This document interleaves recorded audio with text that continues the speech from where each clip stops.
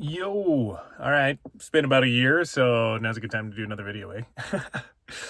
um, I guess today my thoughts were I've spent about a year doing this, but one of the big things that I've been really trying to hone in on a lot more is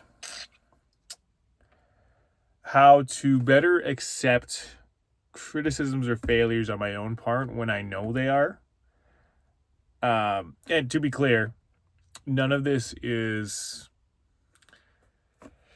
basically just me speaking on what worked for me and potentially giving advice to people that are potentially like me and looking to get better. Um, but something I noticed throughout my work and things like that is when I would make a mistake, in my head I would justify it by being like, oh, well, so and so didn't do this. Or, um, I don't know, or you justify it in the way of like, you kind of try to soften it to your own identity in a sense. Like, because to clarify, I think my identity seems to be built off of being a good worker and a good person. So if I don't do something that I know I should, that's a failure of my sense of self. And so what that means is that my the reality of what happened and my vision of myself come into conflict and they don't mesh. And so as a result, I feel awkward and destabilized and like uncertain, right?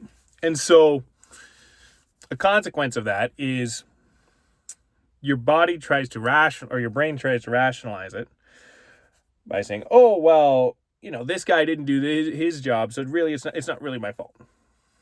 Right? Like, just to keep it broad, like let's say this didn't happen, but let's say I didn't check the oil or something and the vehicle I was driving broke down because there was no oil. It's like you'll rationalize by being like, well, I checked it the day before and it was fine, as an excuse, instead of just saying, no, I didn't check the oil that day and that's why it blew up. You know what I mean? Like I messed up. Right. And so something I've been really working on is just accepting that and saying, no, I shouldn't have done that, because it's hard because it's very humbling. It's very humbling to have to say that, but it is better in the long term to do that, I feel. Because the people that do it, when I'm watching other guys and they just say, yeah, the people that do it don't get in shit as much. Like, well, they don't get like you'll get clowned on, but you're not going to get like, you just got to move on. People move on when they're like, yeah, I messed up. I shouldn't have done that. It's like, okay. And then you just move on. Right? If you try to justify it and all that, like, it makes you look a lot more insecure, which you kind of are. Right? And so that's something I've really tried to hone in on for this past year. Is trying to just be better at that. Yeah, that's a long, hard thing to do. But going forward, yeah, that's one of the recommendations. I realize it's kind of wild to just jump back in after having been gone for a year after one upload.